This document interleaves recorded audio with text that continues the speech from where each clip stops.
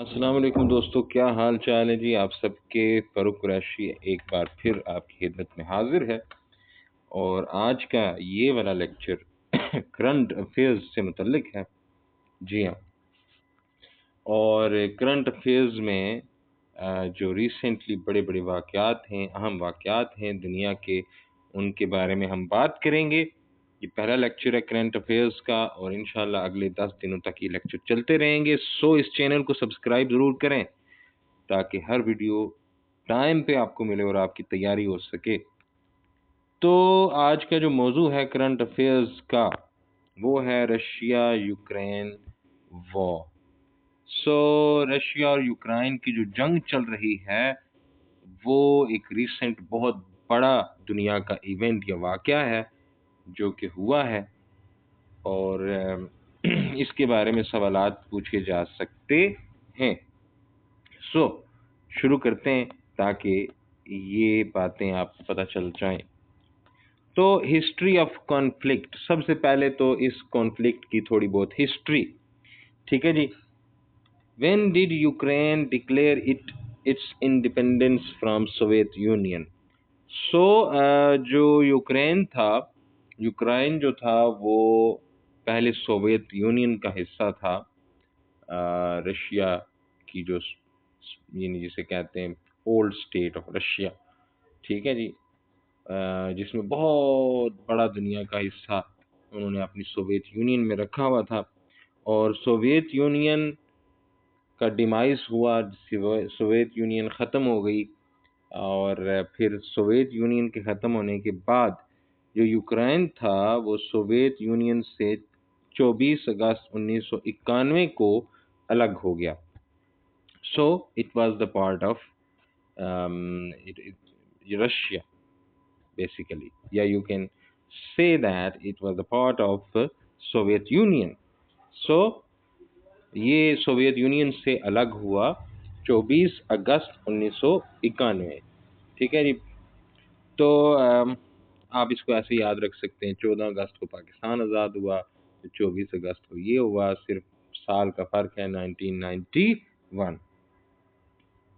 اچھا، پھر what was the main cause of Euromaidan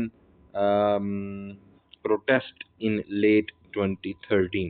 اچھا، یوکرین جو ہے اس کی یہ تاریخ ہے کہ یوکرائن جو ہے اس میں کچھ حکومتیں رشیا کی امپلانٹ کی ہوئی تھیں، اور وہ رشیا نواز حکومتیں تھیں، اور کبھی کبھار ایسا بھی ہوتا رہا کہ وہاں پہ ایسی حکومت آ گئی جو یوروپین نواز تھی، یعنی یورپ بیکڈ تھی، یا آپ کہہ سکتے ہیں یو ایس بیکڈ گورنمنٹس بھی آتی رہیں۔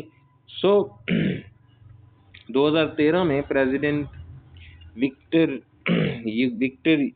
یانوکووچ، اب یہ رشین نیم بڑے عجیب سے ہوتے ہیں، وکٹر یانوکووچ یہ ایک پریزیڈنٹ تھے، یوکرینین پریزیڈنٹ تھے، لیکن یہ رشیا نواز تھے، یوں کہہ سکتے ہیں کہ رشین بیکڈ، رشیا ان کی بیک پر موجود تھا، اور انہوں نے یہ کیا کہ یورپین یونین کے ساتھ شامل ہونے کا ایگریمنٹ جو تھا اسے منسوخ کر دیا۔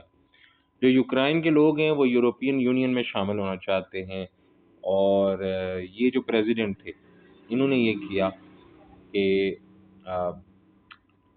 اس ایگریمنٹ کو منسوخ کر دیا، جس ایگریمنٹ کے ذریعے یوکرائن یورپین یونین کا حصہ بنتا، ٹھیک ہے۔ تو پھر وہاں پہ پروٹیسٹ ہونے لگے، بہت ہیوج قسم کے پروٹیسٹ ہونے لگے، جنہیں یورو میڈن پروٹیسٹ کہا جاتا ہے۔ یہاں سے آغاز ہوتا ہے مسائل کا، ٹھیک ہے جی۔ اور پھر یہ ہوتا ہے کہ یورو میڈن پروٹیسٹ اتنے زور پکڑ لیتے ہیں کہ یہ جو رشیا کے بیکڈ رشیا نواز پریزیڈنٹ وکٹر یانوکووچ تھے، جو رشیا کے کٹ پتلی تھے، انہیں ہٹا دیا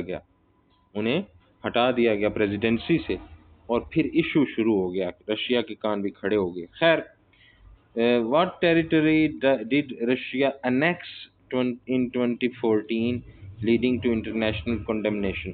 تو رشیا نے جو یوکرائن ہے، پھر 2013 میں تو وہ پروٹیسٹ ہوئے اور سارا کچھ ہوا، 2014 میں یہ ہوا کہ رشیا نے، میرے خیال میں 2013 میں یہ ہوا تھا کہ رشیا نے کریمیا کے اوپر حملہ کیا تھا اور کریمیا کا کنٹرول حاصل کر لیا تھا۔ کریمیا جو ہے وہ حصہ تھا یوکرائن کا، اور کریمیا کو پھر 2014 میں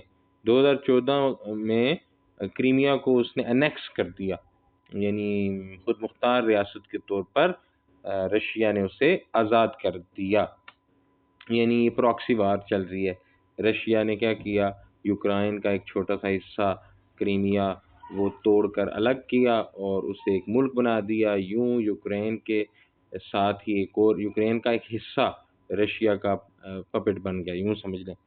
ٹھیک ہے جی، اب اصل باتیں تو کچھ ہمیں تو نہیں بتاتی، ہم جو پڑھتے ہیں ادھر ادھر سے، یعنی بیچ کی حقیقتیں کیا ہیں، وہ پپٹ ہیں یا نہیں ہیں، یہ بات کی بات ہے۔ میں صرف ایک کہانی سنا رہا ہوں تاکہ آپ کو یہ چیزیں یاد رہیں۔ ٹھیک ہے جی، تو پھر اس کے بعد which regions in eastern Ukraine declared independence with Russian support in 2014۔ پھر یہ ہوا کہ رشیا نے مزید جو یوکرائن کا ایک حصہ تھا، یوکرین کا ایک علاقہ تھا جس کو ڈونباس ریجن کہتے ہیں، ڈونیسک اور لونیسک ریجن، یہ دو علاقے، ڈونیسک اور لونیسک، ٹھیک ہے، ان کو بھی رشیا نے کیا کر دیا جی کہ آزاد کر دیا۔ رشیا کی مدد سے یہ بھی یوکرین سے آزاد ہو گئے 2014 میں۔ تو دیکھیں رشیا نے یوکرین کے ٹکڑے کرنا شروع کر دیے۔ وجہ کیا ہے؟ کیونکہ یوکرین جو ہے وہ شامل ہونا چاہتا تھا یورپین یونین میں، اور رشیا کو یہ منظور نہیں تھا کہ یوکرائن جو کہ رشیا کے بارڈر کے ساتھ جڑا ہوا ہے، بہت بڑا علاقہ ہے، اور رشیا کی یہ خواہش تھی کہ وہ رشیا کے ساتھ ملے، وہ رشیا کے ساتھ رہے، لیکن جو یوکرائن ہے وہ رشیا کی بجائے یورپین یونین اور نیٹو میں شامل ہونا چاہتا تھا۔ رشیا نے کیا کیا کہ کریمیا کو بھی توڑ کر الگ کر دیا، اور رشین بارڈر کے ساتھ یہ دو علاقے ہیں ڈونیسک اور لونیسک، ان کو رشیا نے 2014 میں آزادی دلوائی۔ ٹھیک ہے جی یوکرائن سے، اور پھر یوکرائن نے ان دو علاقوں کے خلاف فوجی کارروائی شروع کی۔ ان دونوں علاقوں کے خلاف، یہ جو ڈونیسک اور لونیسک ہیں، ان کے خلاف فوجی کارروائی کا آغاز کیا۔ ٹھیک ہے جی، اچھا، what was the name of agreement sign to establish a cease fire in eastern Ukraine? یہ جو ڈونیسک اور لونیسک کے علاقے ہیں یہ ایسٹرن یوکرین میں آتے ہیں، ٹھیک ہے جی، یوکرین کے مشرقی حصے میں۔ اور وہ کون سے ایگریمنٹ ہیں جو یوکرین اور رشیا کے درمیان ہوئے اور پیس ایگریمنٹ ہوئے تاکہ سیز فائر ہو جائے؟ وہ تھے منسک پروٹوکول اور منسک 1 اور منسک 2، یہ ہوئے 2014 میں ہوئے، آئی تھنک 2014 میں ہوئے۔ ٹھیک ہے جی، which international organization has Ukraine sought closer ties with contributing to tension with Russia؟ تو یہ ریسنٹلی 2022 میں جو رشین یوکرینین جو پریزیڈنٹ تھے ولادیمیر زیلنسکی یہ چاہتے تھے کہ کسی طریقے سے ان کی ڈیل یورپین یونین کے ساتھ ہو جائے، کسی طرح سے ان کی ڈیل نیٹو کے ساتھ ہو جائے، وہ نیٹو کے اتحادی بن جائیں اور یورپین یونین کا حصہ بن جائیں۔ رشیا نے اس چیز کو روکنے کے لیے حملہ کر دیا۔ کس کے اوپر حملہ کر دیا؟ یوکرین کے اوپر حملہ کر دیا، کہ ایسا نہ ہو کہ یوکرین جو ہے وہ شامل ہو جائے کس میں، یورپین یونین میں، اور یورپ کا بارڈر رشیا کے ساتھ آ کے ملے، یہ نہیں چاہتے تھے۔ تو نیٹو وہ آرگنائزیشن ہے جس کے ساتھ یوکرین بہت زیادہ اپنا اثر و رسوخ بڑھا رہا تھا۔ یہاں سے شروع ہوتی ہے جی جنگ، رشیا یوکرین کی وار۔ 24 فروری 2022 کو رشیا نے فل سکیل انویژن سٹارٹ کر دی، یعنی پورے پیمانے پر جنگ کا آغاز کر دیا یوکرائن کے خلاف۔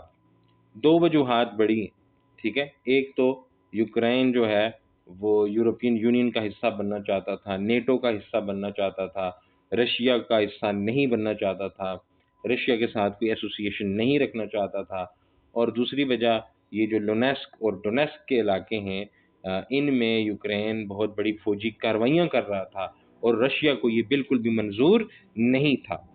اچھا، پھر کیپٹل آف یوکرین آپ سے پوچھا جا سکتا ہے، کیپٹل آف یوکرین ہے کیو، ٹھیک ہے جی، اور رشیا کا کیپٹل ہے ماسکو، یہ تو آپ کو پتہ ہی۔ سو آگے چلتے ہیں، which country has provided significant, کس ملک نے یوکرین کو بہت حد تک ملٹری امداد فراہم کی ہے، فوجی امداد فراہم کی ہے، تو وہ یونائٹڈ اسٹیٹس ہے۔ یونائٹڈ اسٹیٹس سب سے بڑا مددگار ہے یوکرین کا۔ اچھا، which Ukrainian region has experienced significant conflict since 2014 between Ukrainian forces and separatists supported by Russia۔ تو یوکرین کے اندر بہت سے لوگ ہیں، جو میں نے بتایا نا، جیسے آپ کو یوکرین کا حصہ تھا لونیسک اور ڈونیسک، لیکن یوکرین کے اس حصے کو رشیا نے الگ کروایا، یعنی رشیا نے ان لوگوں کو سیپریٹسٹ بنا دیا، ان لوگوں نے آزادی مانگنا شروع کی، اور آخرکار ان لوگوں نے لونیسک اور ڈونیسک کے لوگوں نے یوکرین سے آزادی خود بخود حاصل کر لی، یعنی ہم انڈیپینڈنٹ ہو گئے ہیں۔ تو یہ دو علاقے تھے، لونیسک اور ڈونیسک۔ 2014 سے یہ ایشو چلا آ رہا تھا لونیسک اور ڈونیسک کا، اور یوکرین فوجی زبردستی کے ساتھ ان کو اپنے ساتھ باندھ کے رکھ رہا تھا، لیکن لونیسک اور ڈونیسک کے لوگ جو تھے وہ یوکرین کی بجائے رشیا کے ساتھ رہنا چاہتے تھے، یا رشیا کے مانتے تھے، تو یہ ایشو تھا، اور پھر آخر کرتے کرتے پوری فل وار شروع ہو گئی۔ تو کس انٹرنیشنل آرگنائزیشن نے جو ہے وہی بات میں نے، نیٹو نے، ٹھیک ہے جی، نیٹو نے یوکرین کے ساتھ بہت مدد کرنے کی کوشش کی، اور خطرہ یہ تھا کہ وہ اس میں شامل بھی ہو جائیں گے جنگ میں، اور پھر یہ عالمی جنگ بن جائے گی، لیکن ایسا نہیں ہوا۔ What has been one of the primary reason for conflict between Russia and Ukraine? Russia اور یوکرین کے بیچ میں جنگ کی وجہ کیا ہے؟ جیسے میں نے بتایا نا، ٹیریٹوریل ڈسپیوٹ ہے، یعنی جگہ کا مسئلہ ہے، ٹیریٹری کا مسئلہ ہے، لونیسک اور ڈونیسک کا مسئلہ ہے، ٹھیک ہے، اور یوکرین پولیٹیکلی یورپین یونین کے ساتھ جانا چاہتا ہے، اور نیٹو کے ساتھ جانا چاہتا ہے، اور نیٹو کے ساتھ جانے سے روکنے کے لیے، یورپین یونینز میں شامل ہونے سے روکنے کے لیے رشیا نے اس پہ اٹیک کیا ہے یوکرین کے اوپر، ٹھیک ہے جی۔ یوکرین میں پریزیڈنٹ کون تھا جی؟ ولادیمیر زیلنسکی، ٹھیک ہے جی۔ رشین پریزیڈنٹ کون ہیں اس وقت کے؟ جب یوکرین پہ وار شروع ہوئی تو اس وقت بھی ولادیمیر پیوٹن تھے، اور اب بھی ولادیمیر پیوٹن ہی ہیں، اور ہمارے بچپن سے یہی ہے، ہم چھوٹے تھے تب بھی ولادیمیر پیوٹن سنتے تھے، اور اب بھی پیوٹن ہی سنتے ہیں۔ which two regions declared independence from Ukraine with Russian support؟ پھر سے وہی بات کہ وہ دو کون سے ریجن ہیں یوکرین کے جنہوں نے رشیا کی مدد سے آزادی کا اعلان کر دیا تھا، وہ تھے ڈونیسک اور لونیسک، ٹھیک ہے جی۔ which body of water borders both Russia and Ukraine and has been a significant strategic location in conflict؟ تو وہ کون سا سمندر ہے جو رشیا اور یوکرین دونوں کے لیے انتہائی اہم ہے، اور وہ ہے بلیک سی، ٹھیک ہے جی، بلیک سی۔ اس بلیک سی کی بہت زیادہ اہمیت ہے، گرم پانیوں تک رسائی حاصل کرنا یہ بہت اہم ہے رشیا کے لیے اور یوکرین دونوں کے لیے، ٹھیک ہے جی۔ تو which Ukrainian city has been focal point of intense fighting and resistance against Russian forces؟ تو رشین فورسز کے خلاف سب سے زیادہ کس شہر میں ریزسٹنس ہوا، یعنی کس شہر میں سب سے شدید گھمسان کی لڑائی ہوئی رشیا اور یوکرینین فورسز کی؟ تو وہ تھا ماریپول، ٹھیک ہے جی۔ ماریپول بہت زیادہ خبروں میں رہا ہے، ماریپول میں بہت زبردست قسم کی لڑائیاں ہوتی رہی ہیں، یہ یوکرین کا شہر ہے۔ اچھا، what role Belarus played in 2020 Russian invasion? Belarus جو ہے وہ رشین یعنی رشین بیکڈ ہے، رشیا کا حامی ہے، تو اس نے رشین ٹروپس کو الاؤ کیا تھا کہ وہ اس کی زمین استعمال کر سکتے ہیں یوکرین کے اوپر اٹیک کرنے کے لیے۔ تو بیلاروس جو ہے اس نے رشیا کی مدد کی یوکرین کے اوپر حملہ کرنے میں. اور which Ukrainian port city was heavily bombarded and later occupied by Russian forces. تو جیسے میں نے بتایا مارے پول کا جو علاقہ ہے وہ بہت ہی امپارٹنٹ ہے کیونکہ ایک یہ پورٹ سٹی ہے، یعنی یہ بندرگاہ بھی ہے اور بلیک سی کے ساتھ جڑا ہوا ہے. تو اس کے اوپر رشیا نے سٹارٹ سے ہی قبضہ کرنا چاہا اور یوکرینین فورسز نے بھی آگے سے بہت ہی ریزسٹنس کیا اور ریزسٹ کیا اور آخرکار پھر رشین فورسز جو تھے وہ ماریپور سٹی میں داخل ہو گئیں اور انہوں نے قبضہ کر لیا. ٹھیک ہے جی. اور کس انٹرنیشنل فائنینشیل انسٹیٹیوشن نے کس مالیاتی ادارے نے یوکرین کی مدد کی تھی؟ آئی ایم ایف، مشہور آئی ایم ایف. ٹھیک ہے جی. پاکستان میں اس آئی ایم ایف کا بہت ذکر سننے کو ملتا ہے ہمیں. تو which type of warfare has been predominantly featured in Russia-Ukraine conflict؟ اور سائبر وارفیئر ہوا ہے، بہت ہیوج قسم کے سائبر اٹیکس ہوئے ہیں رشیا اور یوکرین کے بیچ. تو آگے چلتے ہیں. میں زیادہ ایکسپلین نہیں کر رہا آپ کا وقت بچانے کے لیے، مین باتیں بتا رہا ہوں. What has been a major environmental concern resulting from conflict in Ukraine؟ ہاں، یوکرین پر حملے کا ایک سب سے بڑا خطرہ یہ تھا کہ یوکرین میں جو نیوکلیر پاور پلانٹ ہیں انہیں کوئی نقصان نہ پہنچ جائے، کیونکہ اگر نیوکلیر پاور پلانٹ کو کوئی نقصان ہوا جنگ کے دوران تو پھر بہت بڑا انوائرمنٹل ایشو کھڑا ہو جائے گا، بہت ہیوج قسم کے ریڈیشنز خارج ہوں گے جو مسئلے کا باعث بنیں گے. ٹھیک ہے جی. اچھا، پھر how has the conflict affected global food supplies? ہاں، یہ بڑی اہم بات ہے. یوکرین جو ہے وہ دنیا میں گندم کا اور یہ جو گرینز ہوتے ہیں گندم مکئی ان کا بہت بڑا پروڈیوسر تھا. ٹھیک ہے، ان چند بڑے پروڈیوسرز میں شمار ہوتا تھا یوکرین کا اس میں فصلیں کاشت کرنے میں، پیداوار کرنے میں، جیسے آٹا، گندم، یہ چیزیں. تو آٹے کی قلت، گندم کی قلت اور پھر فوڈ کی سپلائی میں اضافہ، سپلائی میں کمی اور قیمتوں میں اضافہ. یہ کیوں ہوا؟ یوکرین وار شروع ہوئی، یوکرین خود تباہ ہونے لگا تو وہ دوسروں کو کیا گرینز پرووائڈ کرتا، کیا گندم اور آٹا وغیرہ پرووائڈ کرتا. دنیا میں بہت بڑا ایکسپورٹر تھا یہ گندم کا. اور گندم کے ریٹس آپ دیکھیں کہ رشیا یوکرین وار کے بعد آٹا اور گندم ان کے ریٹس تو آسمانوں پہ چلے گئے، آپ نے خود دیکھا بھی. چلیں پھر آگے چلتے ہیں. Which Ukrainian city is known for strategic importance due to its location near Crimean Peninsula؟ یعنی یوکرین کا وہ کون سا شہر ہے جو کریمیا کے ساتھ جڑا ہوا ہے اور جس کی بہت امپورٹنس ہے؟ وہ ہے خیرسن. ٹھیک ہے جی. اور how has the conflict influenced global energy markets? ہاں جی. تو یہ جو یوکرین تھا یہ دنیا میں یہ آئل کا اور یہ انرجی کا بہت بڑا ایکسپورٹر تھا، تیل کا، اور اس سے بڑا ایکسپورٹر رشیا ہے. لیکن رشیا چونکہ جنگ میں انوالو ہو گیا تو پھر اس کے اوپر پابندیاں بھی لگیں اور پھر پیٹرول کی قیمتوں میں بہت اضافہ ہوا، کیونکہ رشیا جو تھا وہ سستا پیٹرول دیتا تھا بہت زیادہ.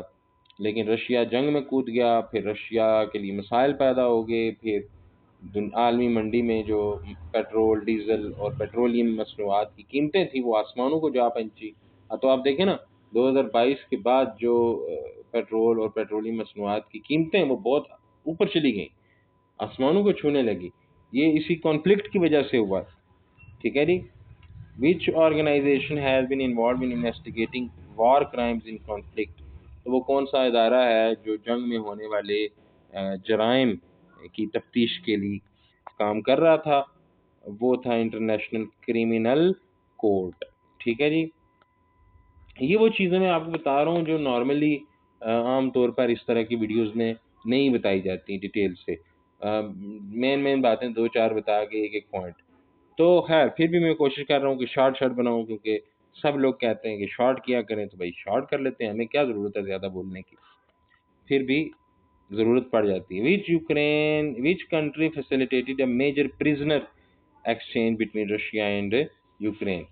2022 میں کس ملک نے رشیا اور یوکرین کے درمیان قیدیوں کے تبادلے کی ڈیل کروائی تھی؟ وہ تھا ترکیہ.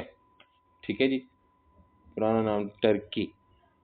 تو میں امید کرتا ہوں، اور یہ بھی ہو سکتا ہے آپ سے پوچھیں کہ وہ کون سا ملک ہے جس کا نام تبدیل کیا گیا ریسنٹلی، کیونکہ وہ جو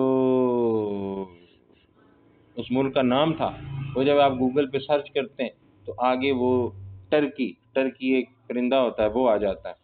تو ٹرکی نے اس وجہ سے اپنے ملک کا نام چینج کیا، ٹرکی سے ترکیہ کر دیا، ٹرکیہ یا ترکیہ کر دیا. یہ بھی ہو سکتا ہے آپ سے پوچھیں. چلیں تو میں امید کرتا ہوں ویڈیو آپ کو پسند آئی ہوگی، بہت کچھ آپ نے سیکھا ہوگا، بہت کچھ آپ نے نوٹ ڈاؤن کر دیا ہوگا. چینل کو سبسکرائب کریں، ویڈیو کو لائک کریں اور کامنٹ کریں اور شیئر کریں تاکہ زیادہ سے زیادہ لوگوں تک یہ ویڈیو پہنچے. انشاءاللہ کل ایک اور نئے لیکچر کے ساتھ حاضر ہوں گا. بہت شکریہ آپ سب کا.